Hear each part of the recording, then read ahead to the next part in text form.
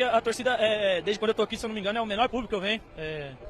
Não tiro a razão deles, eles querem um jogo bonito, eles querem um jogo que a gente sempre seja protagonista, a gente tá tentando fazer isso. Mas o que vai trazer o torcedor pro Morumbi de novo são as vitórias, né?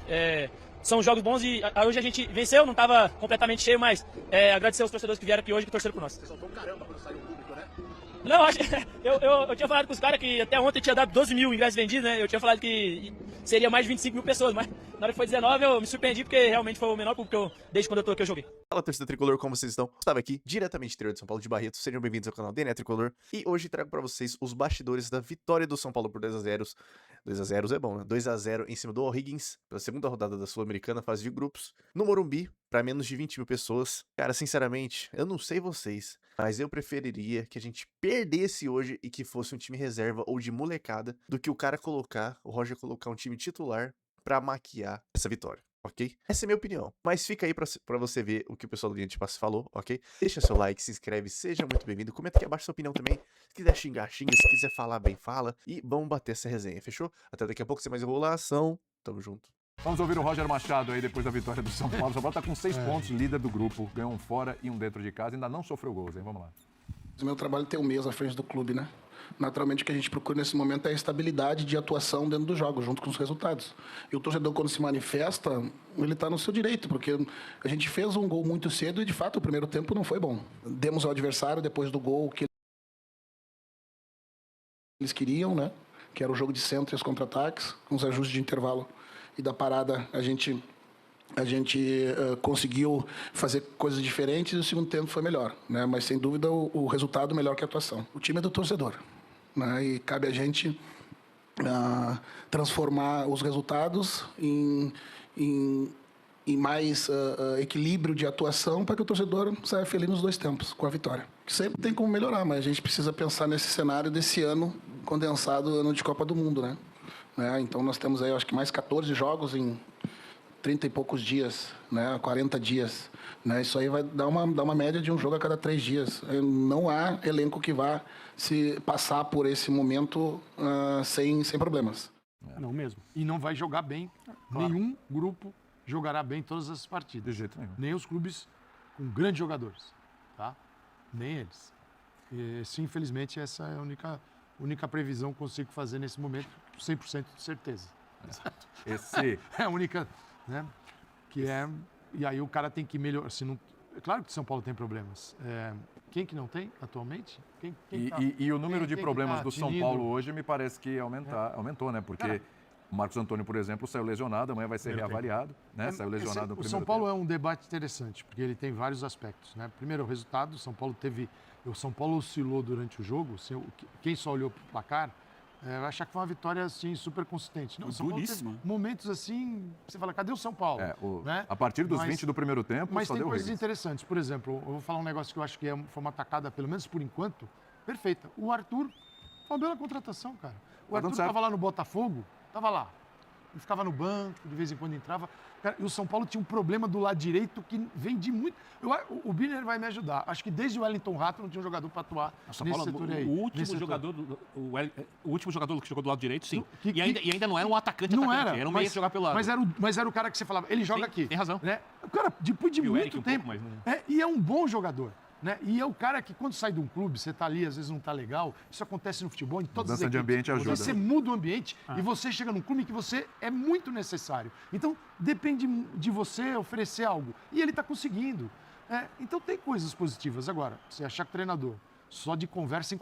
Gente, sabe o que está aparecendo? A gente está tendo as paradas técnicas, né? Sim. Os caras estão treinando os times na parada técnica. Mas está acontecendo. Mas está acontecendo. Está acontecendo. Ele dá uma arrumada na parada técnica. Lá, você escuta os caras, eles... E eu, assim, tem gente que não gosta. Eu gosto. Eu não acho que interrompe o jogo e tal. Porque é o seguinte, quando o treinador tem conteúdo, ele consegue, de repente, levar uma palavra de organização antes de ter que esperar 45 minutos ruins. Você pode criar ali um freio para uma porcaria que está acontecendo no campo. Então, eu acho legal. A gente falou sobre isso aqui recentemente.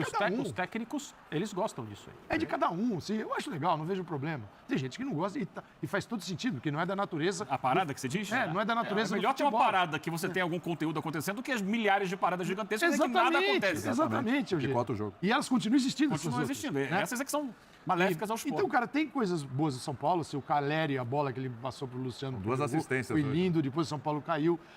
A dificuldade do Roger vai ter de tornar o São Paulo mais consistente. Aí tá bom, São Paulo alcança a consistência. Quantos jogos na sequência ele consegue repetir o mesmo time? Tira o Caleri de um jogo.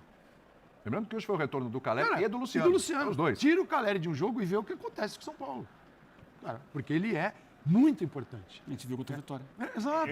Eu acho que o São Paulo evoluiu bastante na parte defensiva e hoje foi talvez o pior jogo defensivamente da era Roger, porque faltou pressão de ambos os lados, dos atacantes, e aí não é culpa especificamente dos atacantes, acho que foi um problema coletivo da preparação da equipe, mas também não dá para esperar que em um mês sem treinamento a equipe seja preparada da maneira melhor possível. Os laterais ficaram muito vulneráveis e nesse momento o O'Higgins foi melhor que o São Paulo em quase todo o primeiro tempo, depois do São Paulo vencer por 1-0, mas é gozado como na pausa da hidratação, ainda no primeiro tempo, o Roger canta a jogada, Caio Alves da TSPN me chamou a atenção, me mostrou, a fala dele é o gol que o São Paulo faz. Depois ele repete no segundo tempo. Na parada do segundo tempo, ele fala: eu quero que você gire aqui com o lateral e o volante. Foi assim que saiu o nosso segundo gol. Ambos os gols são preparados por ele e o segundo gol é cantado ao vivo na televisão, para quem quiser ouvir como tinha que ser o gol E mesmo assim não em pouco serve, tempo. entendeu? Eu acho que essa é a questão. Eu entendo quem não gosta de algumas das ideias do Roger. É inegável que o time concede muito menos chances do que concedia antes, olhando, obviamente, o pacote inteiro do trabalho do antecessor. Isso tem muita lógica, porque o São Paulo marca com 4 jogadores, às vezes um quinto vindo no meio campo, e não mais com 3 e 5 atrás, ou com 3 e 4 atrás, ou seja, está mais preenchido. O São Paulo hoje, mesmo com jogadores mais limitados, tem jogadas por ambos os lados e também por dentro. Antes só tinha jogada por dentro, dependia muito dos laterais, das chegadas pelos lados. O São Paulo tem usado mais jogadores do que usava antigamente, porque o Luca estava encostado, jogou com o Zubeldia, foi encostado pelo antecessor, o Wendel estava encostado, hoje entra um pouco mais, o Pablo Maia machucou, tinha voltado a jogar, mesmo que ainda não em nível ideal, mas começou a jogar mais. O Rafael Tolói parecia descartado, começou a jogar por necessidade, ou seja, tem usado melhor o elenco, tem colocado o TT, que é o menino da base, em quem ele aposta muito, tal, lado esquerdo, ou seja, o trabalho é espetacular, é épico. Não é. Nem dava pra ser. Tá bom, mas me mostra. Mas tá ok, tá bom Me para mostra esse período? Um trabalho épico. Me traga os épicos. Porque é o seguinte, você não precisa nem sair. Se você não quiser ficar no Brasil, vamos buscar os grandes nomes. Tá? Vamos lá, o Arsenal, o Arteta. Tá fantástico nesse momento, caiu fora. O Guardiola, ele é o cara... O Hans Flick, quando toma gol, toda vez aceleram na zaga dele, ou a expulsão ou é gol que ele toma. O Simeone, porque perde um jogo, ganha o outro, mas tá classificado. Eu digo, nenhum treinador... Porque você fala assim, as ideias do treinador. Né? Se fala o tempo todo, a gente fala isso. Mas, gente, onde é que está esse ser com ideias perfeitas, que dão certo todos os dias, e ele ganha todos os títulos? Todos são falhos. Gente, todos somos. Todos somos. Agora, sabe que... E não tem ideia perfeita. Mas sabe o que é o mais louco no defendam futebol? com máxima eficácia. Sabe o que é o mais louco, André? Como fazer isso? É que essa é uma luta que me parece um trabalho para o Roger, uma luta das pessoas do CT do São Paulo que gostam do trabalho do Roger, o que inclui o Rui Costa, que é tão criticado quanto o Roger, ele que só passou a ter autonomia de fato, inclusive o Roger é uma assinatura dele depois da mudança da diretoria do São Paulo, é que me parece que isso é uma luta perdida. A impressão é essa. A impressão é que não importa o trabalho dele, mas só se ele ganhar tudo e for campeão. Ainda assim. O Rafael falou que internamente tá tudo bem. No CT tá tudo ótimo. Vini, mas isso no vem... Morumbi não, porque tem pressão do presidente para trocar de técnico. Mas isso começa antes de ele botar o pé de chegar no CT. É isso aí, o Antes de Roger... ser contratado. Então não importa o trabalho. Não importa, não é a importa. pessoa. Não O Roger não são as lida ideias, não é o trabalho, é a pessoa. A pessoa sofre rejeição. Ele lida com o mau humor de uma parte significativa do estádio e da arquibancada virtual aos 5 minutos de jogo. E quem o conhece gosta dele, fala que é gentil, dócil, conhece futebol, educado. E 90% da arquibancada virtual é um copia e cola da opinião de alguém que não sei de onde saiu. Porque você não consegue sentar e olhar para o jogo e entender o que está acontecendo, mas é contra.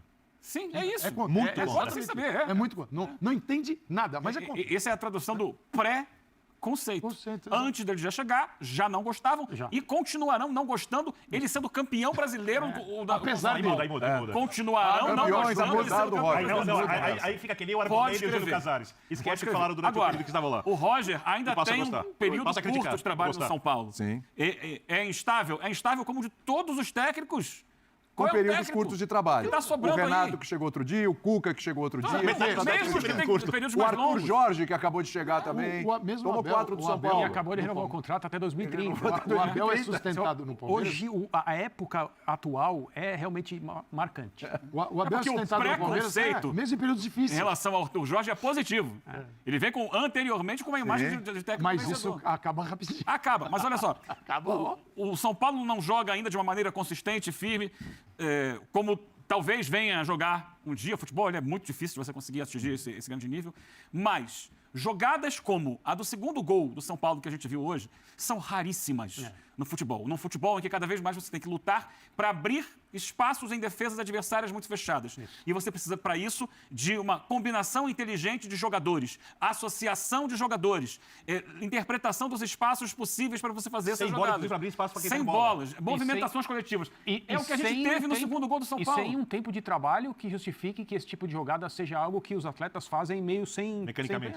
Não mas como a gente viu, e o Birra já destacou aqui, são ideias que estão sendo conversadas. Claro. E aí você tem... A construção é uma jogada raríssima.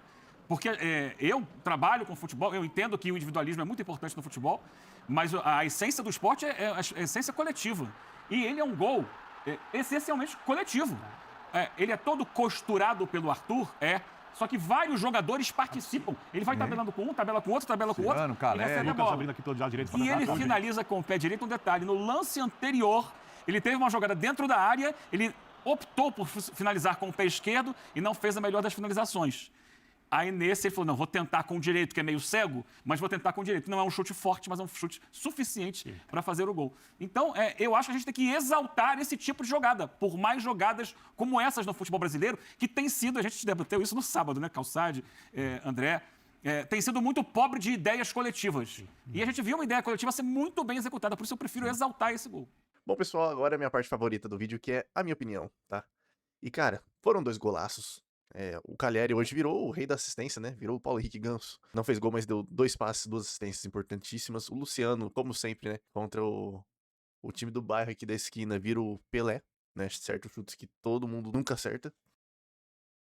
E o Arthur fez seu primeiro gol com a camisa do São Paulo. Camisa essa do São Paulo, que foi estreia hoje, a camisa número 2, tá? Muito bonito, um estilão mais retrô, muito brabo. Inclusive, tô aceitando de presente. Quem quiser oferecer aí, eu mando o endereço, fechou? Mas, apesar de tudo isso, o São Paulo não convenceu, tá? O São Paulo praticou um futebol preguiçoso, tá? Um futebol que, pra um time que foi escalado como titular, na ponta veio o Luca, né, como novidade no lugar do Ferreirinha. Cara, eu de verdade esperava mais, tamo líder do grupo, vencemos fora e dentro, não tomamos gol ainda, perfeito, mas é o mínimo, rapaziada.